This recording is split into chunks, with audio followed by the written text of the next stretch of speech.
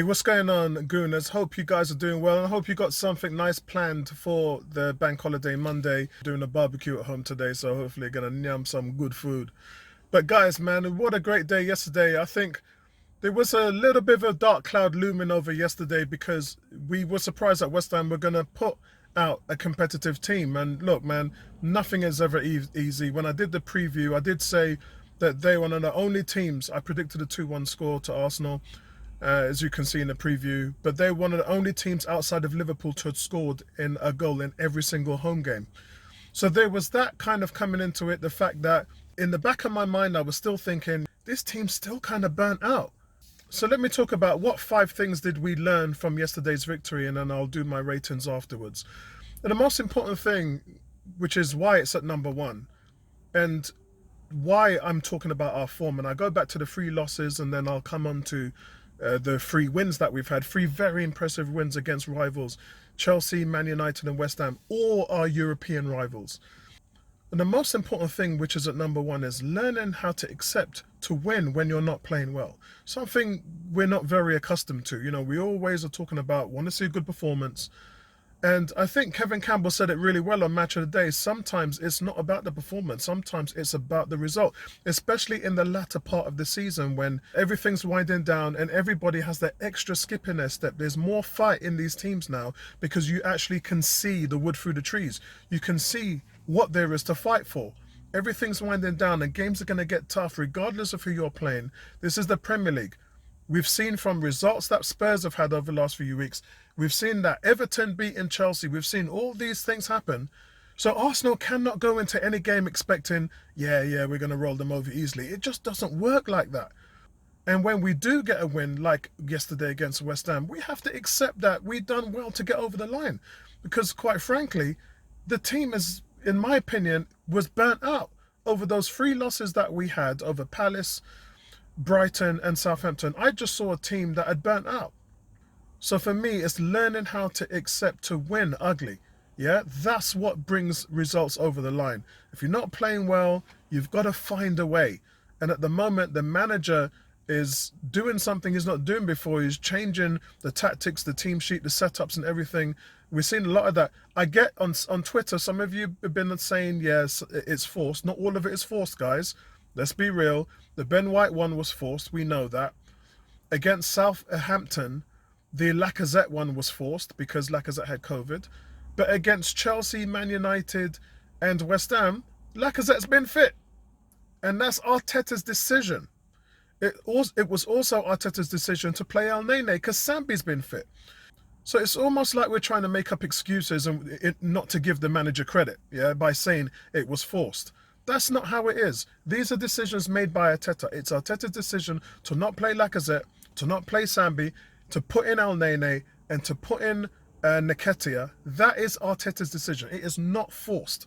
Number 2, guys, is Eddie Nketia. What a revival of a striker. We have gone from a totally inept strike force. Aubameyang on the first half of the year couldn't hit a barn door. And not just that, and I'll talk about Aubameyang later on as when I talk about Nketia.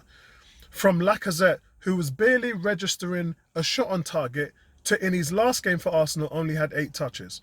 So that's where we've come from. We are now at the point where we have a striker. In Eddie Nketia, he scored 2 in his last 4. He had 100% of ground duels won, which was 5 in 5. 80% shot accuracy. Remember when I talked about 8 touches for Lacazette?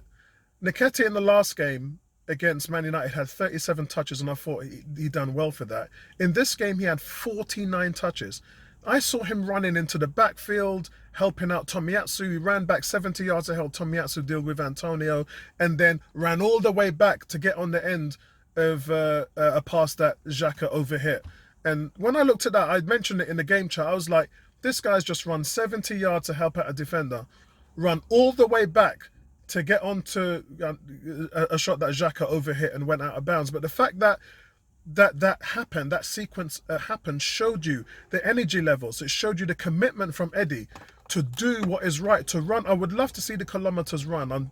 I'll try and figure out if I can find a stat for that and then post it up on Twitter if I can. But the commitment from this player was just outstanding.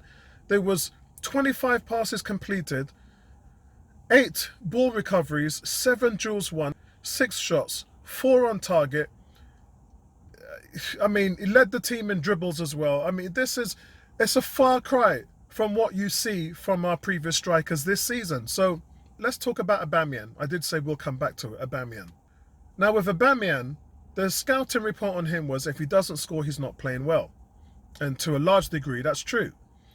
So the question that I posed from yesterday to some of the naysayers, I see some stuff on the 101 forum that says, oh, well, Eddie didn't score and he had these chances. The trick is, guys, is what does a striker do when they're not scoring? That's what a manager is looking at. And that's what a fan should be looking at. A fan should be looking at, well, how hard is this guy working? Is he getting himself into positions? Is he testing the goalkeeper? Is he getting his shots on target? Is he helping out the midfield where he can when they're struggling to maintain possession of the ball and recoveries? And in all 5 of those questions, Eddie ticks all the boxes. He's given you all of that, whereas our strikers previously before, and I'm talking about 2 world-class strikers who cost 60 million, yeah, ain't doing what this 22-year-old is doing. And it's important because you're judged by your goals, I know. But in order for you to keep your place in the team and help out the team as an unsung hero, you have to help. You've got to put in a shift. And yesterday, Eddie put in a shift. After, I remember his last shot was saved, he looked gassed. I think it was about 84 minutes. I just saw him run the chains back and forth. And you could see on Eddie's face, he was absolutely exhausted because he had not stopped running from the first whistle till the 85th minute. I know Charles Watts gave him man of the match, and for me it was very close, and the numbers definitely speak volumes. I'm giving it to Rob Holding. But for me, Eddie Nketia is close, and I agree with Charles Watts that you have to look at the sheer amount of numbers that Eddie was able to put on the pitch, which, you know, some fans might not talk about, but just his sheer commitment to the cause and his levels of imagine that, yeah? Before, I remember last season when he took over Lacazette's position, he showed Lacazette what Arteta needed out of a striker. And when Eddie was red carded and Lacazette came back in to that striker position, Lacazette's levels started increasing because it was almost as if Eddie Nketia showed Lacazette what the levels as a striker should be. And since then, Lacazette has been working hard for the team. But I just love that. And that's my number 2. So number 3, guys, and this is the most important because this is my Arsenal player of the month for April. It's Mohamed Elneny. Now, I justified my pick for April. I know the team voted Granit Xhaka in, which I completely don't agree in because I think he was absolutely awful against Crystal Palace and against Southampton and Brighton. And 2 good performances doesn't give you player of the month for me. Elneny was lights out in April, absolutely lights out. So let me talk about what Elneny has done in his last 3 starts. 270 minutes played, 89% passing accuracy. That's 150 passes completed in 167. He's had 7 interceptions, 6 ground duels won, 4 tackles, 3 chances created. Now, let's talk about the fact that, you know, people say he doesn't pass forward. And let's talk about the pass he made yesterday to Eddie Nketia. Absolutely brilliant. Split 4 players. 4 West Ham players he split with that single pass. And if you watch my preview for the West Ham game, I did say that misconception from Arsenal fans talking about sideways and backwards. Because number 1, you do need that in a team in order to maintain possession. But number 2, if you haven't got a target man up front with any movement at all, there's no way to go with the ball. And one could be said that Martin Odegaard would struggle with that as well. If you don't have a moving target, how are you going to hit a player? And Lacazette didn't give them anything. He didn't give them a target to hit. So with Elneny, what we're seeing now is we're seeing a player who can start to see the whole field, and he's starting to hit Eddie in stride, and he knows Eddie's making those runs. And it's phenomenal. You've had 3 chances created. He's got an assist as well. Number 3 for me, guys, is my player of the month is Mohamed Elneny. He's been exceptional since he stepped into the role. And number 4, guys, what did we learn from that victory? Number 4 was Rob Holding. Rob Holding, absolutely lights out performance yesterday.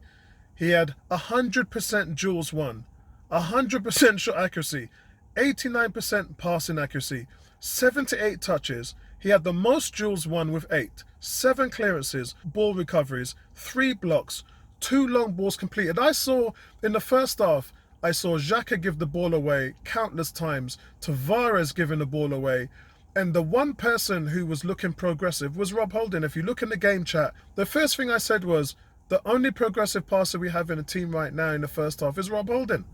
Rob Holding was doing a David Luiz. He was doing a Ben White. It was really nice, because a lot of people say that that's the worst parts of his game. And it was a joy to see that he was being so progressive in his thinking in moving the ball forward. It's such a delight to see. Number 5 is Arteta changing the tactics and the setup, and the fact that he's willing to do that. So we had the stagnation with those losses against Palace, Brighton and Southampton. And what do we see? We see Eddie Nketia, man of the match against Chelsea. 2 goals, just dominating performance. We see Elneny against Man United come in and get a man of the match performance and then change that game as a whole. Against West Ham, we see Rob Holding come in and change the game, again, man of the match performance. All 3 players, man of the match performances, not played a part at all this year in our run-in. And I think that it's important to note that these are the changes that are uplifting. I don't want to discount Gabriel's performance as well, although I do think he's at fault for West Ham's goal. But these things, guys, these are unsung heroes. And this brings me to my most important part of this video, which is what I want to talk about. Now, it seems to me that the team is jaded. We're mentally shot. We're physically shot. That has been shown by those performances in the 3 losses that we had. And I don't want anybody to say to me, oh, Apollo, you know, they're not in Europe. They're not in any competitions. They had 18 games to play. They should be fine. I disagree with that. And the 2 reasons why I disagree with that is because for a lot of these players, you know, they're young and they haven't had the marathon of the Premier League before. So for a lot of these players, the fact that they've had to do this by themselves and the pressure, that's one thing that you can see. They're jaded. They really are. They're jaded. Number 2 is, although they've only had those 18 games to play in the last 4 months, there's been no rotation because the squad is so thin. You've just had to play the same players over and over and over again. So unlike other teams that can adjust and can shift different players in and out, for Arsenal, you haven't had that. Then you've had to rely on the likes of Tavares, on Sambi, on Suarez. You've had to rely on those players just picking up the slack. And their qualities haven't been at the same level. Let's be fair. There's been a stretch of games where Tavares played very well and we have to call it out. There's been a stretch of games where Suarez has played very well and we have to call that out as well. But I did mention yesterday when I talked about in the preview that in order to maintain that stability, it's very difficult to do. And I don't think enough credit has gone out to the implementation of Nketia, Elneny, and then again yesterday Rob Holding, and how they've sort of injected that fresh energy and inspired those victories as a whole. And I think that, as I said, you got to put it down to the manager, because we could easily be having Sambi in the middle. We could easily be having Lacazette up top. Yeah, that could easily be the way. But it's not happened. So I think that number 5 definitely has to go down to that. And it's a credit for all those changes. But on to the player ratings now, guys. I'm going to give Ramsdale a 7. Thought he done well yesterday, especially with the save that he made on set pieces. Arsenal number 1 in the league defending on set pieces. And Ramsdale showed you that also. Ramsdale wasn't shaky yesterday, so that was really important. I'm going to give Tavares, I'm going to give him a 4. I didn't think he had a good game at all. I thought he really struggled in that first half when Xhaka was giving the ball away. I just thought, oh God, here we go. It wasn't a good half of football at all. It was terrible, to be honest. Centre backs, I'm going to give Gabriel a 7. Again, well done for the goal. I'm going to give Rob Holding an 8, and he's my man of the match. I'm going to give Tomiyasu a 7. I thought Tomiyasu did okay, and from what we're hearing in terms of the reports, there's that it's not serious. When he was subbed off with that knock, it wasn't serious. And the midfield pairing, I'm going to give Elneny a solid 7. Odegaard, I didn't think he had a good game either. I think him and Xhaka really struggled in the middle, so I'm going to give Odegaard a 5. Saka, I'm going to give Saka a 7. I thought Saka had a heady display yesterday. I thought some of his crosses, especially for the chance of the goal and things like that, I thought Saka was busy, and I think he's had a say in 17 goals in 34 appearances. That's half of the games he's played in, he's had a say in. And that pretty much tells you, in my opinion, I know I put it on Twitter, that pretty much tells you why, for me, he's player of the season. He's just been phenomenal, and my eyes are wide open with him now, because I understand how other teams are looking at Saka. They're looking at Saka as our best player. And sometimes, because we're on the inside, we don't really see that. We don't see how other teams in the league and pundits view our team. And having seen that and having opened my eyes to it, really makes me see what type of a special player Saka really is. You know, so for him, I'm going to give a 7. For Martinelli, I'm going to give Martinelli a 6.5. I didn't think he played well in the first half, but I think he came on strong in the second, especially to help with the goal that was scored as well. I thought it was really good for him to step up his energy levels. And for Eddie, I'm going to give a 7.5. As I said, he would have been my man of the match if it wasn't for Rob Holding. But for me, I have to give it to Holding. Arteta, I'm just going to give Arteta a steady 7. I think Arteta has made enough changes in order to bring us over the line. And the way he was screaming at some of his players yesterday, screaming at Saka, the way he was screaming at Odegaard in the midfield as well, screaming at Tavares, you can see how much it means to him in order to win, especially when we're not playing well. And he's the first person to say we're not playing well. He's the first person to say it, because he can see it. Managing their energy levels, their mental state and everything, he knows exactly what's going on. So guys, listen, that's it for me. A bit of a long video, but I wanted to go in depth with everything that I saw in the game yesterday and talk about some of the ratings as well. But that's it from me, guys. Would love to hear your input, and I'll speak to you in the next one. Peace out.